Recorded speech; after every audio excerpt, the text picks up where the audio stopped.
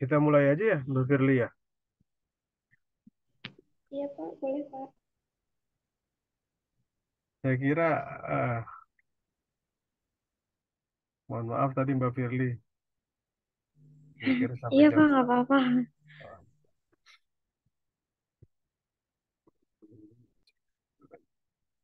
nanti yang lain bisa biar bisa nyusul aja ya.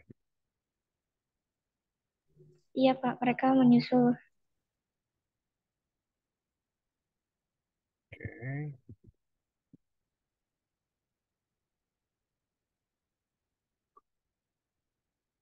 kita rewind dulu di pertemuan sebelumnya. Eh, Minggu kemarin kita membahas untuk penyusunan arsitektur enterprise. Pertama itu ada pemahaman bisnis, kedua ada perencanaan strategis, ketiga ada desain arsitektur teknis, yang keempat ada implementasi, kelima evaluasi dan perbaikan. Lalu untuk minggu ini ya, kita mengenal Business System Planning atau BSP. BSP atau Business System Planning adalah proses perencanaan strategis yang bertujuan untuk mengembangkan dan mengimplementasikan sistem informasi yang efektif dalam suatu organisasi. Dalam rangka untuk mendukung sasaran BSP, beberapa hal yang perlu diperhatikan antara lain, satu, identifikasi kebutuhan bisnis, kedua, menyusun rencana proyek, ketiga, memilih teknologi yang tepat, keempat, memastikan keamanan dan privasi data, kelima, mengembangkan strategi pengelolaan perubahan, keenam, menyusun rencana pelatihan dan dukungan, ketujuh, memantau dan mengevaluasi kinerja sistem. Lalu di selanjutnya, level manajemen BSP dalam proses business system planning, setiap level manajemen memiliki peran dan tanggung jawab yang berbeda dalam mengembangkan sistem informasi yang efektif untuk organisasi. Berikut adalah beberapa kebutuhan level manajemen dalam BSP. Satu, top manajemen. Top manajemen harus memimpin BSP dan memberikan visi dan arahan strategis untuk mengembangkan sistem informasi. Mereka harus memastikan bahwa proyek BSP sejalan dengan tujuan bisnis dan strategi jangka panjang organisasi. Kedua, middle management. Middle management berperan dalam mengembangkan rencana proyek BSP yang rinci dan mengkoordinasikan kegiatan tim BSP. Mereka bertanggung jawab untuk memastikan bahwa proyek berjalan sesuai jadwal, sesuai dengan anggaran, dan sesuai dengan persyaratan. Ketiga, level manajemen operation management. Operasional manajemen bertanggung jawab untuk memahami kebutuhan operasional dan proses bisnis organisasi. Mereka harus memberikan perspektif operasional untuk pengembangan sistem informasi dan memastikan bahwa sistem informasi baru dapat diintegrasikan ke dalam proses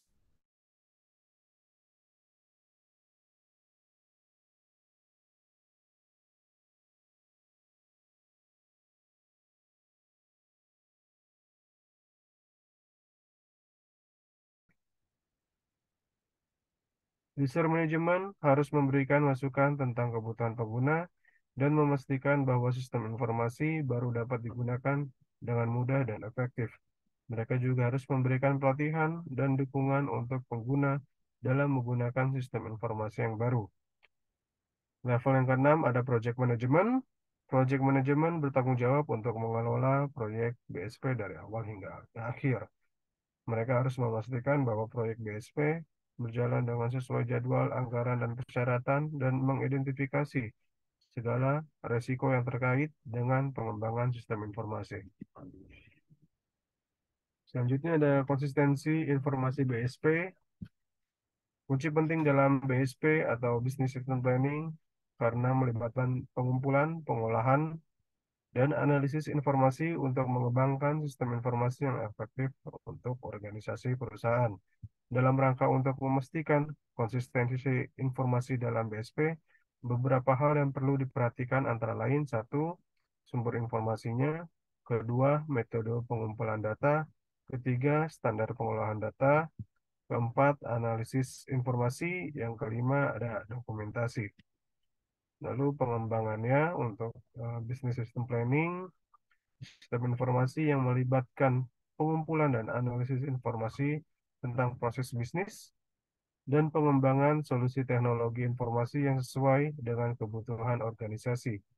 BSP dapat merubah organisasi dan manajemen dengan beberapa cara antara lain.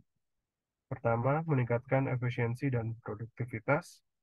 Business System Planning dapat membantu organisasi meningkatkan efisiensi dan produktivitas dengan memperbaiki proses bisnis yang ada dan mengembangkan solusi teknologi informasi yang lebih efisien dan efektif. Hal ini dapat menghasilkan penghematan biaya dan waktu yang signifikan. Yang kedua, untuk pengembangan, merombak struktur organisasi. Business System Planning dapat merombak struktur organisasi dengan memperbaiki proses bisnis dan mengembangkan solusi teknologi informasi yang baru. Hal ini dapat mengakibatkan perubahan dalam struktur organisasi dan tanggung jawab karyawan. Yang ketiga, meningkatkan koordinasi dan komunikasi. BSP atau Business System Planning dapat meningkatkan koordinasi dan komunikasi antara departemen dan karyawan dengan menyediakan akses yang lebih baik untuk informasi dan data. Hal ini dapat memungkinkan collab yang lebih baik antara departemen dan karyawan. Keempat, pengembangan untuk meningkatkan kecepatan dan fleksibilitas. Business System Planning dapat meningkatkan kecepatan dan fleksibilitas organisasi dengan mempercepat proses bisnis dan mengembangkan solusi teknologi informasi yang lebih adaptif dan responsif.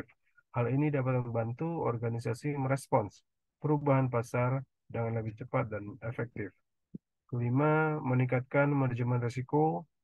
BSP dapat meningkatkan manajemen risiko dengan memperbaiki proses bisnis dan mengembangkan solusi teknologi informasi yang lebih aman dan handal. Hal ini dapat membantu organisasi mengurangi risiko keamanan informasi dan kerugian finansial. Secara keseluruhan, bisnis sistem planning dapat merubah organisasi dan manajemen dengan cara yang signifikan dengan meningkatkan efisiensi dan produktivitas, memperbaiki struktur organisasi, meningkatkan koordinasi dan komunikasi, meningkatkan kecepatan dan fleksibilitas, dan meningkatkan manajemen risiko. Lalu ada subsistemnya untuk arsitektur enterprise. Business System Planning adalah metode untuk merencanakan sistem informasi dan teknologi untuk organisasi atau perusahaan secara masif atau holistik. Subsistem PA adalah bagian dari BSP yang berfokus pada perencanaan arsitektur teknologi yang terintegrasi dan terpadu untuk memenuhi kebutuhan bisnis. Untuk melakukan subsistem arsitektur enterprise dengan BSP, langkah-langkah yang dapat dilakukan adalah sebagai berikut. Pertama, identifikasi kebutuhan bisnis. Tahap awal dalam BSP adalah identifikasi kebutuhan bisnis. Langkah ini melibatkan wawancara dengan pemangku kepentingan atau stakeholder dan analisis dokumen bisnis untuk memahami kebutuhan organisasi secara keseluruhan. Kedua, analisis situasi saat ini. Setelah kebutuhan bisnis diidentifikasi, langkah selanjutnya adalah menganalisis situasi saat ini dari segi sistem informasi dan teknologi. Hal ini akan membantu untuk mengidentifikasi masalah dan kekurangan yang perlu diatasi oleh subsistem arsitektur enterprise. Ketiga, perancangan subsistem arsitektur enterprise. Pada tahap ini, perancangan subsistem arsitektur enterprise dilakukan dengan mempertimbangkan kebutuhan bisnis dan situasi untuk saat ini.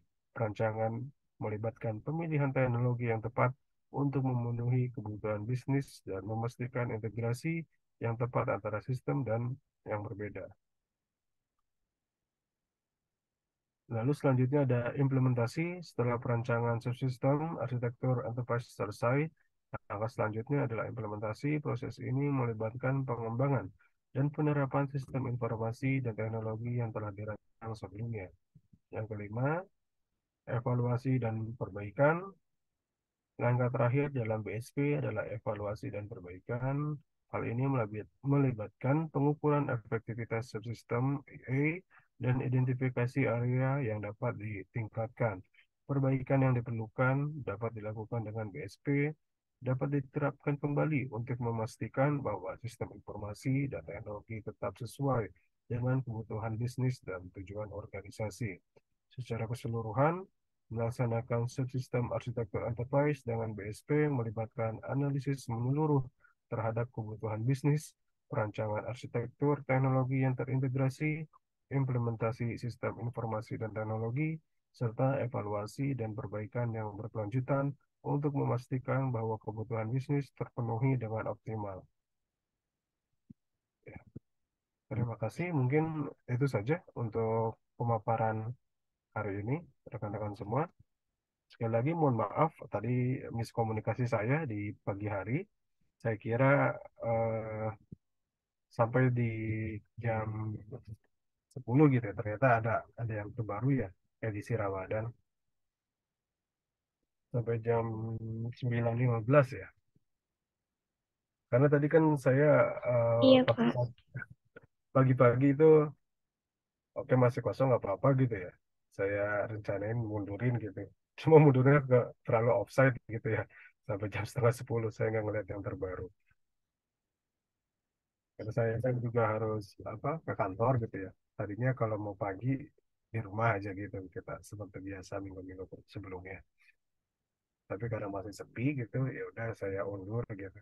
Tapi mundurnya terlalu jauh ternyata. Harusnya sampai jam 9.15 ya terakhir ya. Oke, oke. Saya baru baru tahu gitu. Mohon maaf atas miskomnya rekan-rekan semua. Eh, mungkin itu aja sih untuk pemaparan pada pagi hari ini. Saya sudah share juga presentasinya di grup WhatsApp. Eh, terima kasih atas waktu dan atensinya, teman-teman semua. Mbak Wulandari, Mbak Kamalia, Mbak Intan, Mbak Firly, dan yang belum bisa hadir. Mohon maaf sekali lagi. Paling itu aja ya, rekan-rekan semua ya. Saya untuk hari ini nggak ada tugas. Itu aja. Terima kasih. Assalamualaikum warahmatullahi wabarakatuh. Terima kasih semua. Kasih live ya. Terima kasih. Iya, Pak. Terima kasih, Pak.